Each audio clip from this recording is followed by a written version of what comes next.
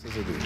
Meus irmãos, assim de pé vamos ler apenas uns versículos em Atos dos Apóstolos, capítulo 2. Lemos com o favor de Deus. Versículo 1 diz: ao chegar o dia de Pentecostes, estavam todos reunidos no mesmo lugar. De repente veio do céu um som como um vento impetuoso, encheu a casa onde estavam assentados. Versículo 3. Lemos juntos, por favor. E apareceram umas línguas como que de fogo que se distribuíam, e sobre cada um deles pousou uma. E todos ficaram cheios do Espírito Santo. Começaram a falar noutras línguas, conforme o Espírito Santo lhes concedia que falassem. Querido Senhor, damos-te graças da Tua palavra, da Tua bênção em nossa vida, do Teu poder em nossa vida, em nome de Cristo, Senhor. Amém. Graças a Deus. Tenha a gentileza de sentar.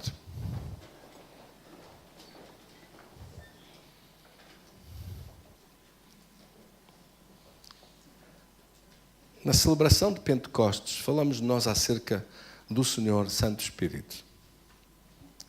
O Espírito Santo é Deus.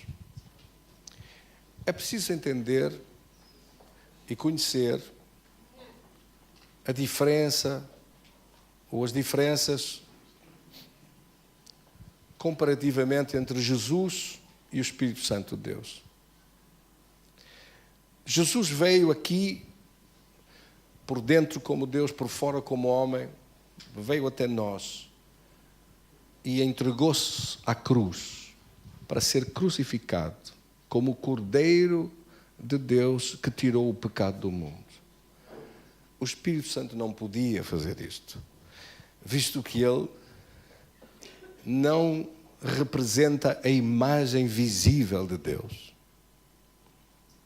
O Espírito Santo não podia ir à cruz ser crucificado e derramar o seu sangue, porque ele não está num corpo.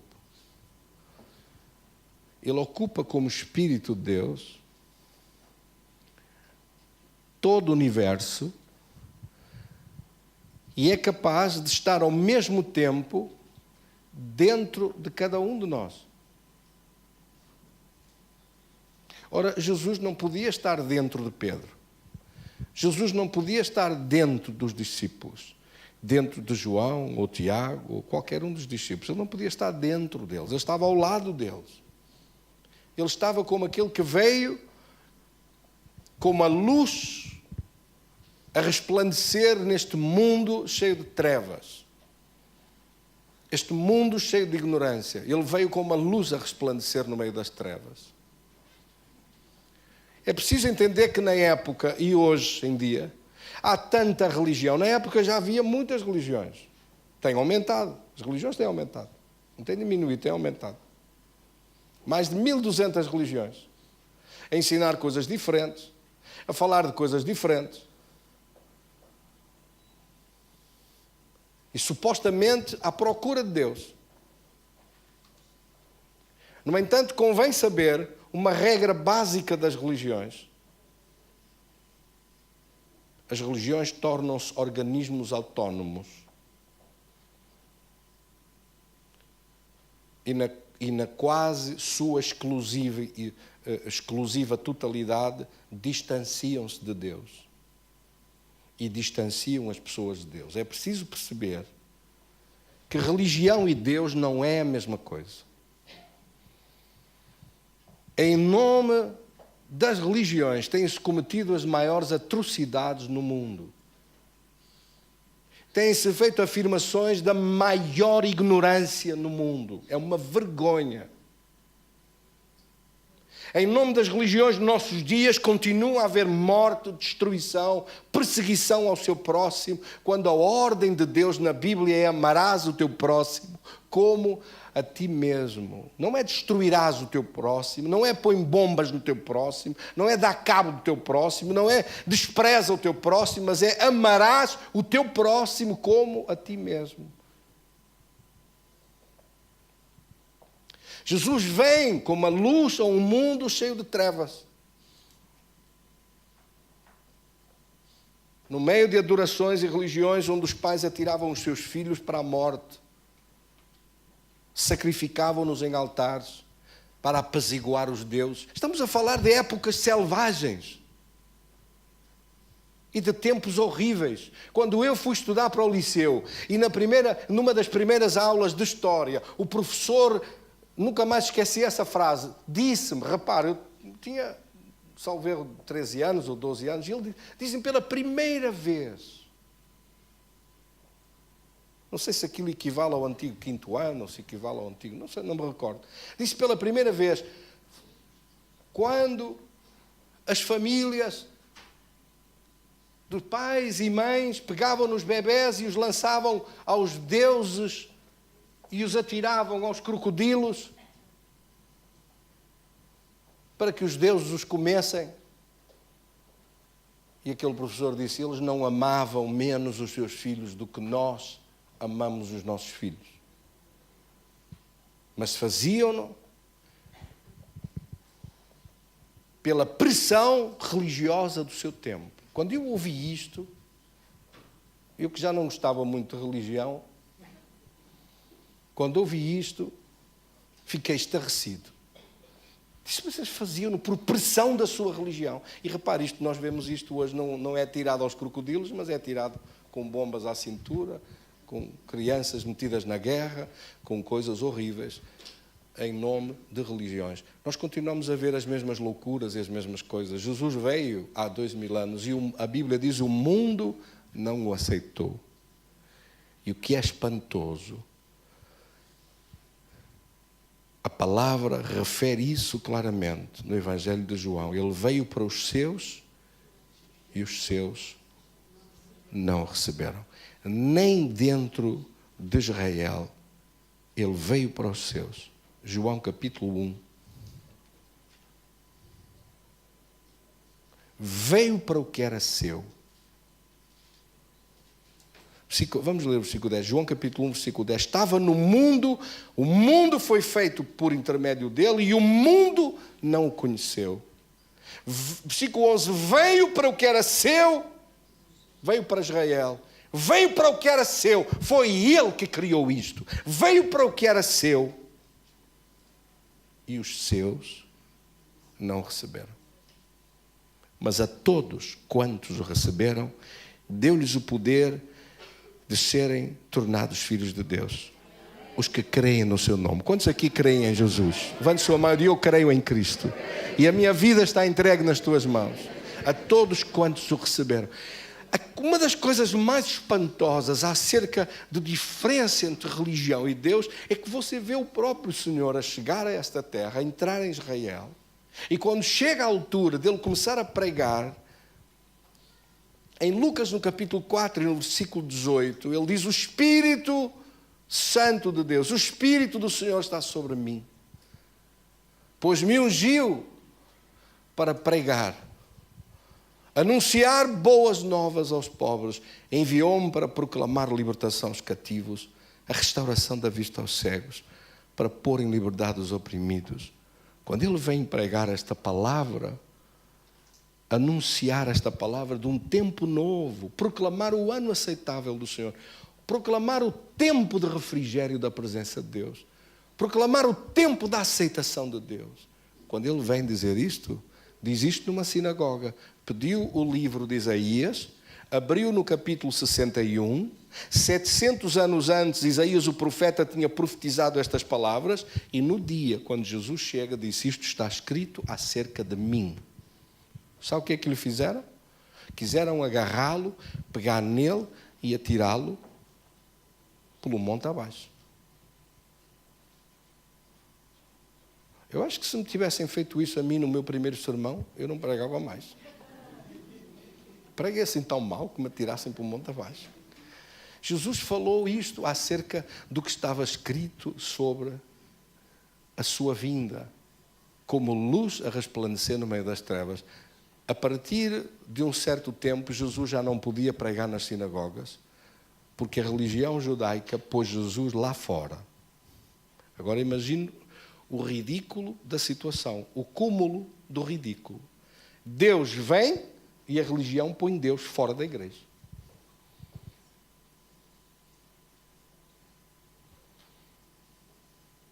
Não acha isto especial? Então, mas ela não era supostamente, não devia estar a servir Deus? Não devia estar feliz e contente do seu Deus a visitar? Sim ou não? Mas, pelo contrário, põe Deus lá fora e não aceita mais que Jesus pregue. Por isso é que você a seguir lê na Bíblia e vê Jesus a pregar à beira do mar, na praia, a pregar nas praças, a pregar cá fora do templo, a pregar à beira do deserto, porque a entrada dele, a ele foi-lhe proibida a entrada. Logicamente,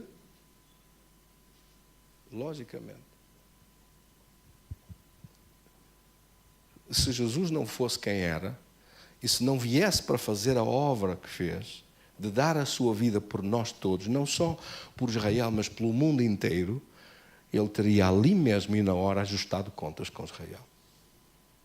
Mas o ajuste de contas não tardou muito. Jesus morreu, venceu a morte, ressuscitou. A maior vitória que nós podemos ter é a vitória sobre a morte. O maior milagre que nós podemos ter é o milagre da vida eterna, da nossa vida com Deus. Seja em que idade for que alguém parta para a presença de Deus, desde que partiu para a presença de Deus e está na presença de Deus, eu lhe garanto que está muito melhor do que eu estou aqui e você agora. Porque não há milagre nenhum maior que esse. Podemos sentir falta da presença de alguém, podemos sentir nostalgia, podemos sentir tristeza, amargura de coração, podemos ter os nossos sentimentos feridos pela ausência. Mas o maior milagre de todos, o maior milagre de todos, é o milagre da vida eterna. É a resposta à principal questão da nossa vida. Passaremos uma eternidade da nossa vida com Deus ou sem Deus? Essa é a primeira pergunta e a mais importante pergunta. Onde estaremos? Com Deus ou sem Deus? Vamos viver aqui com Deus ou sem Deus? Se alguém aqui decide viver com Deus, passará uma eternidade com Deus. Se alguém aqui decide rejeitar Deus e não quer Deus, passará uma eternidade sem Deus. É livre para escolher. Jesus não veio trazer julgamento ou condenação, mas veio salvar.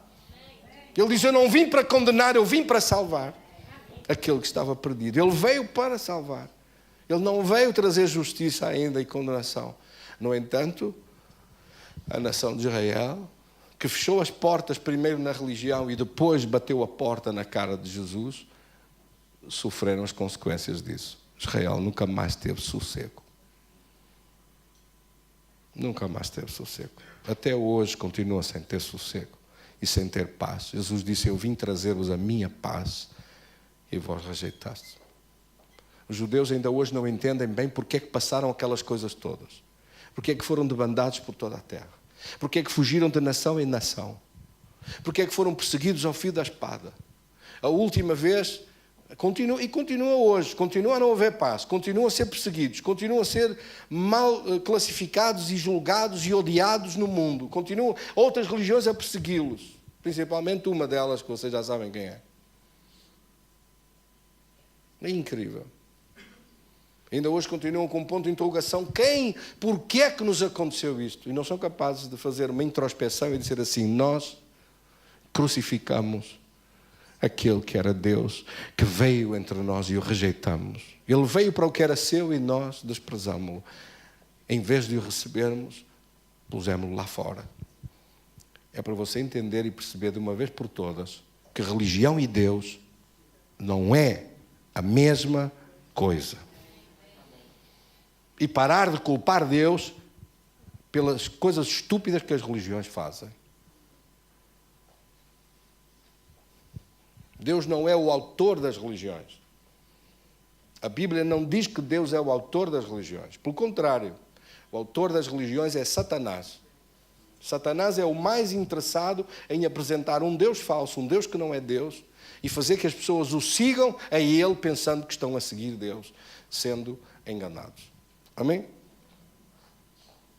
Por isso, meus queridos irmãos, neste texto extraordinário de Atos dos Apóstolos, no capítulo 1, em que nós estudamos acerca da vinda do Espírito Santo de Deus, de facto, o dia de Pentecostes devia ser celebrado com a mesma intensidade, com o mesmo brilhantismo, com a mesma alegria, com a mesma dedicação que o Natal. Porque se o Natal simboliza a vinda de Jesus, o Pentecostes simboliza a chegada a esta terra da presença do Espírito Santo de Deus. E como eu dizia, Jesus não podia estar dentro dos apóstolos. O poder de Deus estava sobre Cristo. Em todo o Velho Testamento, o poder de Deus estava colocado sobre algumas pessoas, especialmente. Quando Jesus veio, continuou e vai começar uma nova etapa, um novo ciclo, uma nova dispensação da graça e do poder de Deus, porque Jesus termina com tudo o que está para trás, começando um caminho novo para a igreja através da presença do Espírito Santo de Deus. Repare bem, o poder de Deus até Cristo estava centrado em alguém. Em Jesus, claro, em proporções absolutamente extraordinárias, sobrenaturais. Quando Jesus se levantava e dava uma ordem com a sua mão sobre a tempestade, ou sobre os demónios, ou para multiplicar pães e peixes, ou para parar alguma coisa, é impressionante o poder que se move à sua volta e tudo é feito. Dá uma palavra e uma ordem e ressuscitam os mortos. Dá uma palavra, uma ordem e não há nada que fique igual. Ele é absolutamente maravilhoso. Mas, por favor, perceba isto. A Bíblia diz que quando Jesus estava em Jerusalém, o poder de Deus estava em Jerusalém. Quando Jesus ia para a Galileia, o poder de Deus ia para a Galileia, ia com ele. Quando Jesus voltava para Cafarnaum, o poder de Deus ia para Cafarnaum, ou para Jericó, ia para Jericó, onde ele estivesse, estava o poder de Deus. Quando ele saía de lá, o poder de Deus ia com ele, deixava de estar ali.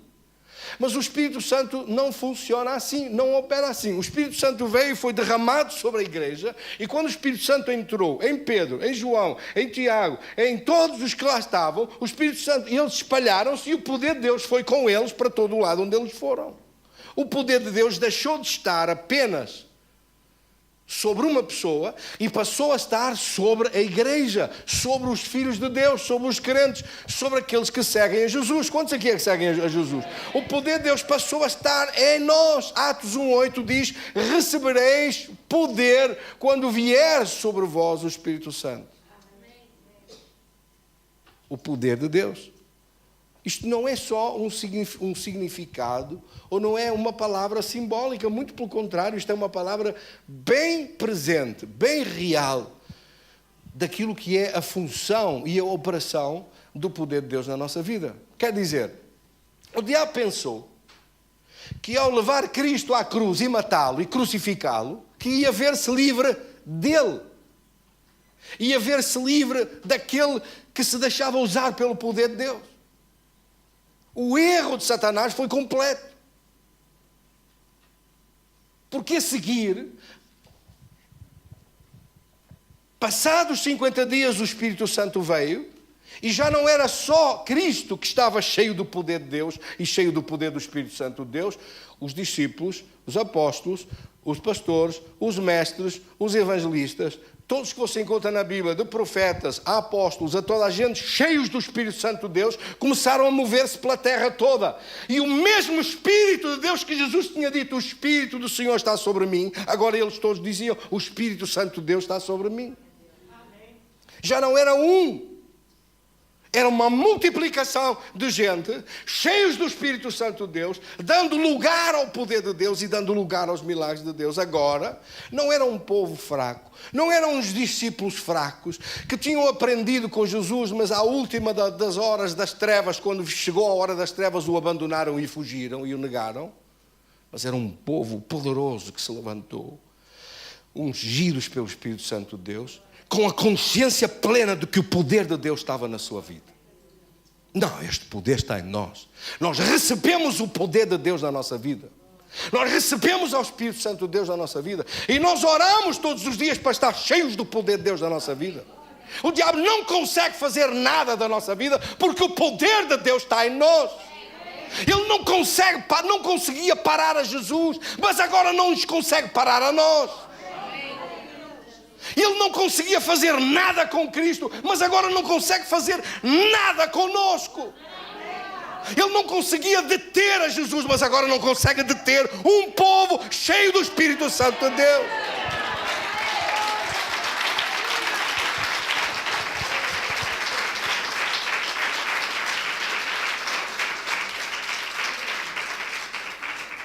O velho paradigma que existia de um servo cheio do Espírito Santo de Deus e os outros todos a segui-lo, que é a matriz toda do Velho Testamento até ao início do Novo Testamento com Jesus, terminou. Elias, cheio do Espírito Santo de Deus. Quem queria ouvir Deus tinha que ir ter com Elias. Eliseu, cheio do Espírito Santo de Deus. Quem queria ouvir uma profecia, a palavra de Deus, ou ter um milagre, ia ter com Eliseu. David cantava salmos, cheio do Espírito Santo de Deus. Quem queria ouvir salmos tinha que ir ao David. Eu acho que a igreja, através deste tempo todo, precisamos de nos dar mais conta de quem é o Senhor. Porque esta palavra que Jesus disse no Evangelho de João, é conveniente para vós que eu vá, senão o Espírito Santo não virá até vós.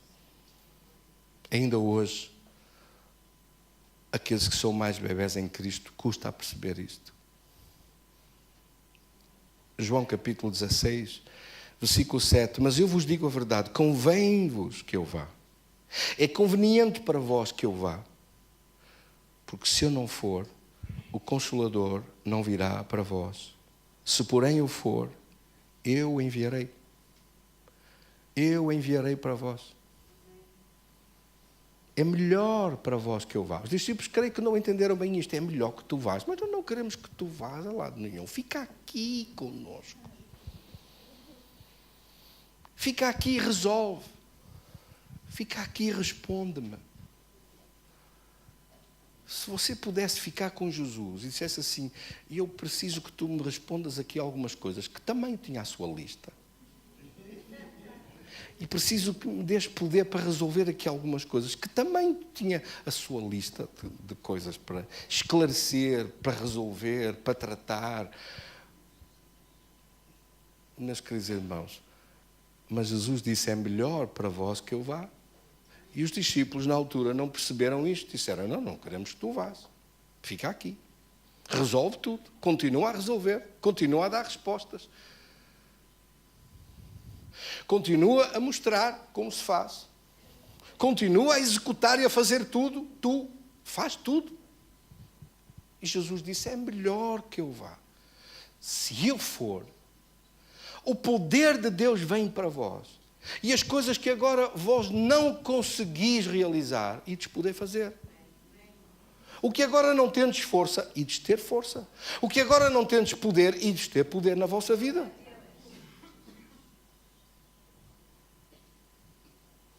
Aquilo que antes é impossível, vai tornar-se possível. Por isso é que ele perdoou logo, desculpou tudo. Ele sabia, ele disse, o Espírito está pronto.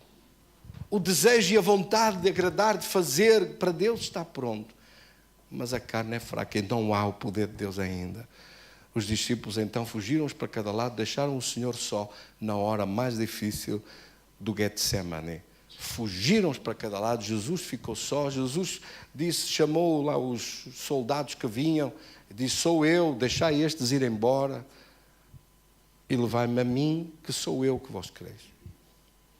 Judas à frente deles veio, identificou, sim, é este, deu-lhe um beijo. E Jesus foi levado. Mas repare que eles queriam tanto estar com ele, mas naquela hora fugiram. Vontade eles tinham, mas não tinham força. Faltava-lhes o quê? Poder para enfrentar o inimigo.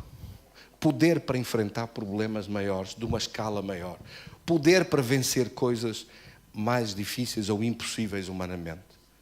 Poder para aguentar pressões maiores. Na nossa vida vêm coisas que às vezes que são humanamente insuportáveis. Se não for o poder de Deus a tomar a nossa vida e a dar-nos força e vitória, nós não vencemos. E pensar que as pessoas fazem tudo e conseguem fazer tudo e que não precisam do poder de Deus é de uma arrogância, de um orgulho, que é uma tristeza. Nós precisamos do poder de Deus. Precisamos de nos encher do poder de Deus. Para isso, o Espírito Santo foi enviado. Ele disse, eu não vos deixarei órfãos, eu vos enviarei ao Espírito Santo. Eu voltarei para vós, enviarei outro Consolador que fique no meu lugar e que esteja convosco para sempre. Aliás, diz que esteja convosco e que esteja em vós. João capítulo 14, versículos 16 e 17.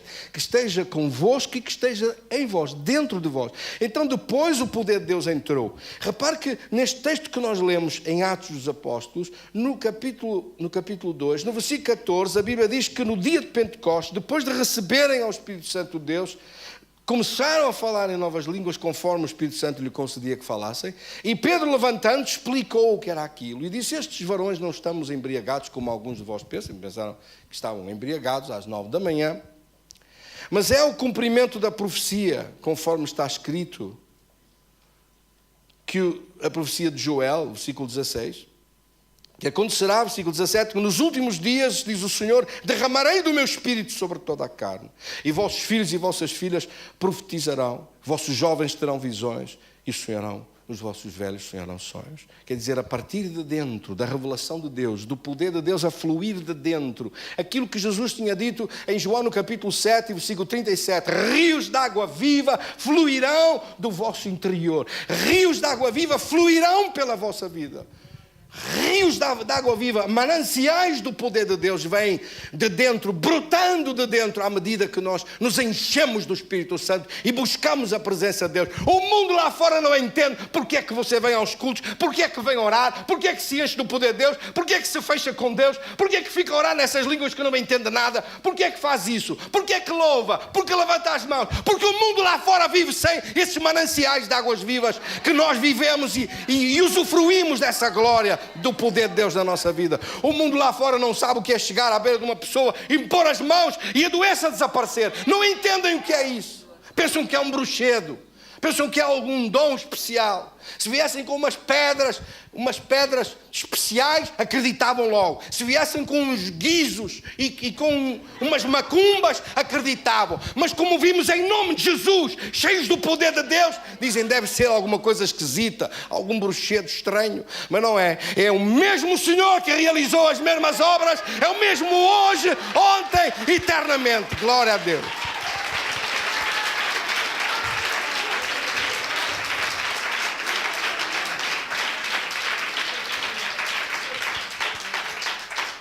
Este mesmo Pedro, que 50 dias antes, tinha negado a Jesus, tinha dito que não o conhecia, tinha fugido, tinha se envergonhado. Quando o galo cantou, já tinha negado a Jesus 3 vezes. Agora levanta-se e prega à frente de multidões à sua frente. Já não tem medo?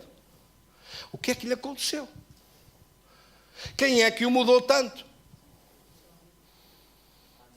Quem é que lhe deu essa força interior? Quem é que lhe trouxe esta capacidade por dentro? Quem é que o renovou e o transformou numa nova pessoa? Jesus iniciou o processo, trazendo luz, revelação e dando-lhe vida e a natureza divina. Mas o Espírito Santo veio dar-lhe o poder que lhe faltava. Quer dizer, o poder era o que lhe faltava, era o poder de Deus. Ele já tinha sido preparado pelo Senhor, já tinha sido perdoado e lavado no sangue de Jesus, agora faltava o poder de Deus entrar. Por que o Espírito Santo não foi dado ao mundo e não é dado no Velho Testamento? Porque Jesus não tinha vindo derramar o seu sangue. Porque o Espírito Santo não entra em nada imundo, não entra em nada impuro, não entra dentro de ninguém que esteja cheio de impurezas da natureza satânica, não entra, não consegue entrar, ele não se permite entrar. O espaço onde o Espírito Santo está é o lugar santíssimo, e ele saiu do templo do lugar santíssimo quando o véu se rasgou para entrar dentro deste templo agora. Não sabeis vós que sois o templo de Deus e que o Espírito Santo de Deus habita em vós? Porque alguém nos purificou e nos lavou. Pelo sangue do Cordeiro fomos lavados para que o Espírito de Deus pudesse entrar em nós. É o sangue de Jesus que nos purifica todo o pecado. É o Cordeiro de Deus que tira o pecado do mundo para que depois o Espírito Santo possa vir. Senão ele nunca ia entrar em nós. Nunca ia entrar dentro da nossa vida. O mundo lá fora não recebe, pois não? Não pode receber. Ele não entra. Ele não está presente no meio do lixo. Ele não está presente onde não está a natureza divina presente. Ele não está presente onde o sangue de Jesus não limpou primeiro. Por isso Jesus tinha que vir primeiro, tinha que morrer primeiro, tinha que derramar o seu sangue primeiro, para que depois o Espírito Santo pudesse vir. Mas agora que Jesus já veio e nós o aceitamos, o Espírito Santo vem. E assim como nós recebemos a Cristo e dizemos: Senhor, és o meu Salvador, entra em minha vida, entra na minha casa, muda a minha vida, lava-me de todo o pecado, transforma-me em tua presença, recebe-me como teu filho. A mesma coisa dizemos: querido Espírito Santo, entra em meu coração, entra na minha vida, satura a minha mente, enche-me do teu poder, dá-me o poder que eu sozinho não consigo, mas com o teu poder eu posso vencer. Com o teu poder eu posso realizar as tuas obras. Com o teu poder eu posso orar pelos enfermos e eles se curarão. Com o teu poder eu posso dar uma ordem aos demónios e eles desaparecem. Com o teu poder eu posso servir. Jesus disse à igreja: não ides para lado nenhum, esperai em Jerusalém até ser recebidos, até ser revestidos do poder do Espírito Santo, até receber ao Espírito Santo, e depois sim podereis ser minhas testemunhas, tanto em Jerusalém, em Samaria, em Judeia, até os confins da terra. Antes não. Para quê? Para ser derrotados, para fugir outra vez, para não conseguir enfrentar demónio nenhum. Agora com o Espírito Santo em nós. Há pessoas que pensam: ai não, somos nós, aquela pessoa é que tem poder. Não, é o Espírito Santo em nós que é o poder. É o Senhor em nós que realiza. Quinta-feira passada orei por uma senhora que tinha partido um pé. Fez uma operação. A operação correu muito mal. O pé ficou mal. Chegou a mancar na igreja, disse: pastor, este pé partiu há 1 ano. Já fui operada, isto não funcionou. Estou sem solução nenhuma.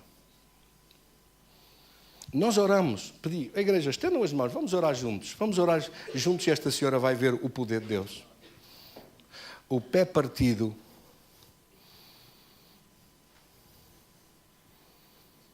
ficou sem dores nenhumas, ligado e curado instantaneamente. A senhora sentiu-se tão bem, ficou muito admirada. Era a primeira vez que estava na igreja, muito admirada. Disse assim para mim: posso lhe dar um abraço? Eu disse à senhora: a senhora pode, mas deixe-me avisá-la primeiro. Quem a curou não fui eu. Quem a curou foi o poder de Deus, o Espírito Santo de Deus. O abraço pode-me dar, mas olha, não adianta muito no que recebeu, porque quem o fez é o Senhor. Quem o fez é o poder de Deus.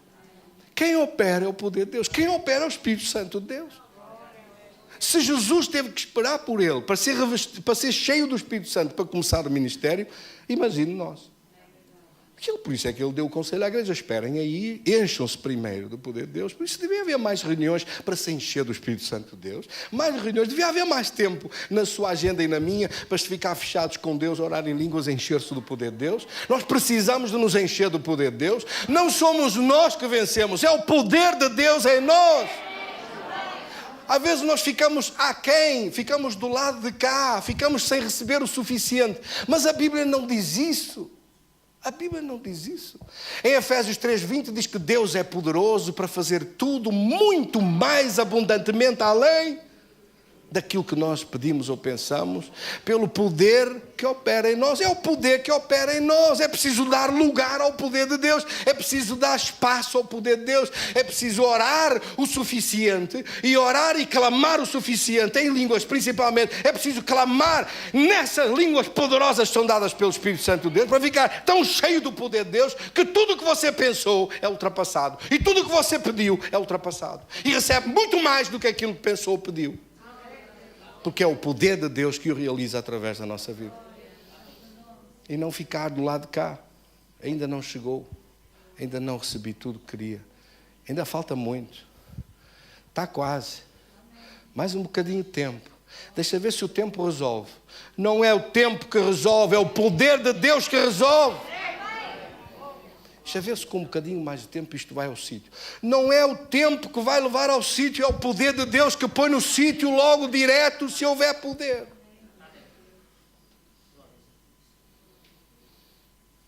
Meus queridos irmãos, a Bíblia fala no livro de Atos, vou terminar, que a perseguição contra a igreja começou de uma forma violenta. E a perseguição está tão má que lançam a Pedro e a João na prisão. E no mesmo sinédrio, onde apenas uns poucos anos antes Jesus tinha estado, antes de ser levado para ser crucificado e morto, com muitas das testemunhas dos deputados da época, porque aquilo corresponde à nossa Assembleia da República de hoje, o sinédrio, eles são levados ali diante deles e são-lhes pedidas explicações em nome de quem é que estão a acontecer estes milagres. Como é que vocês têm este poder? E o mesmo Pedro, que diante de uma criada, com as mãos na fogueira, tinha negado a Jesus, cheio do Espírito Santo, enfrenta a Assembleia da República da época e diz aos senhores ilustres da época, do seu tempo, aos senhores letrados do seu tempo, diz às sumidades daquele tempo, aos cientistas daquele tempo, aos políticos daquele tempo, aos juristas daquele tempo, à comitiva das elites daquele tempo, aos príncipes de Israel daquele tempo, Pedro fala e diz estas coisas extraordinárias. Diz assim: tomai conhecimento todos vós, versículo 10, Atos 4:10, e todo o povo de Israel, de que em nome de Jesus Cristo Nazareno, a quem vós crucificastes, não os poupou, disse-lhes na cara a verdade. Vós fostes aqueles, e é daqui que sai a ordem, foi daqui que saiu a ordem para ele ser crucificado. Esse a quem vós crucificastes, Jesus Cristo Nazareno, a quem Deus ressuscitou dentre os mortos, porque eles não acreditavam nisso, sim, em seu nome, é que este está curado perante vós. Porque eles trouxeram o paralítico da Porta Formosa para justificar porque é que o paralítico estava curado. E não eram só estas curas, eram imensas outras curas. Eles finalmente quiseram saber o que é que estava a acontecer. Este Jesus, versículo 11, é a pedra. Repare bem que é Pedro que está a pregar e diz: este Cristo, este Jesus, a quem vós crucificaste, está a falar para as autoridades da época que tinham dado ordem para Jesus ser crucificado, tinham levado a Pilatos, tinham levado a Herodes e finalmente conseguiram a crucificação. E ele disse: este é pedra. Repare bem quem está a falar. É Pedro que está a dizer: Jesus é pedra.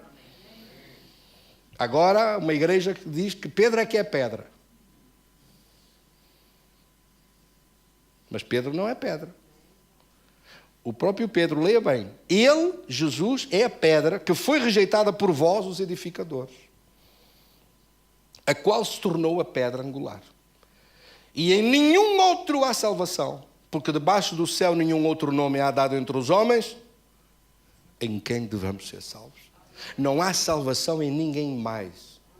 Não há vida eterna em ninguém mais. Em nenhum nome, em nenhuma religião, em nenhum santo, em nenhuma santa, nenhum altar, nenhum Deus, nenhuma invenção. Não me venham com invenções. Não há salvação em mais ninguém. Não se chega à glória de Deus através de mais nenhum nome, a não ser Cristo. E quando eles viram, versículo 13, a ousadia de Pedro e João, sabendo que eram homens iletrados e incultos, quer dizer, ignorantes. Pedro, no caso de Pedro, aprendeu a ler e a escrever muito tarde. Quem teve que escrever o Evangelho de Pedro foi Marcos. E por isso está o Evangelho de Marcos, mas de facto o autor é Pedro. Marcos escreveu as cartas de Pedro. Pedro tinha dificuldades. E, no entanto, cheio do Espírito Santo, à sombra de Pedro os enfermos eram sarados. O Espírito Santo ultrapassou as dificuldades dele, ultrapassou os traumas dele, ultrapassou a incultura dele, ultrapassou todo o tipo de fraquezas dele e transformou-o num dos maiores homens da história do cristianismo. E Pedro disse: ele é pedra que os judeus rejeitaram, que era a pedra da construção. Deitaram-na fora, ficaram sem medida. Ao verem a ousadia deles, reconheceram que haviam estado com Jesus e, vendo com eles o homem que fora curado, nada tinham a dizer. E mandaram-os sair e consultaram entre si, dizendo: que faremos a estes homens? Pois na verdade é manifesto a todos os habitantes de Jerusalém que um grande sinal foi feito, um grande milagre foi feito por eles e não podemos negar. Não o podemos negar. Que digam isso de todos nós. Vi um grande milagre na tua vida e não o posso negar. Vi uma grande bênção na tua vida e não o podemos negar. Sabe quem é que o torna possível? É o Espírito Santo em nós. É o poder de Deus em nós. Vamos comprometer-nos hoje, a fazer um voto hoje, neste dia especial de celebração do Senhor Santo Espírito, a viver mais ligados ao Espírito Santo de Deus, a dedicar-lhe mais tempo de oração, a buscar, a enchermos-nos dele, para sermos menos nós e podermos dizer como João Batista disse, que diminua eu e cresça ele em mim. Que diminua eu e que sejas tu em mim, Senhor. Eu diria até mais, que desapareça eu e que sejas tu em mim. Que seja a tua presença em mim, que seja o teu poder em mim, que seja a tua bênção em mim. Não eu, mas tu, Senhor. Opera isso na nossa vida. Quantos querem? Quantos recebem? E quantos lhe pedem? Tenha a gentileza de ficar de pé e vamos orar. Querido Senhor, enche o nosso coração da tua presença, do teu poder. Enche a nossa vida da tua glória, da tua vitória, Senhor. Tu és a força que nos falta. Tu és a força que supera as nossas fraquezas.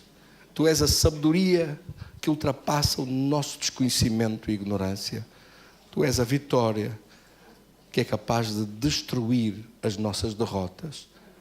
Tu és o poder e a glória em nós, que faz brilhar o nome de Jesus mais alto. Opera em nosso coração e seja o Senhor derramado em nossa vida hoje, em nome de Jesus. Fale com Deus, diga isso: querido Espírito Santo, eu te recebo como o meu Senhor e Rei. Vem reinar em meu coração. Reina em nossa vida. Enche-nos hoje, querido Espírito Santo. Enche hoje a nossa vida do teu poder, da tua presença. Diga isso comigo: enche, querido Espírito Santo, o meu coração da tua presença, da tua bênção e vitória. Enche a nossa vida deste poder tão grande. Eu quero ver mais da tua presença em mim. Quero ver mais do teu poder em mim. Em nome do Pai, do Filho e do Espírito Santo. Amém.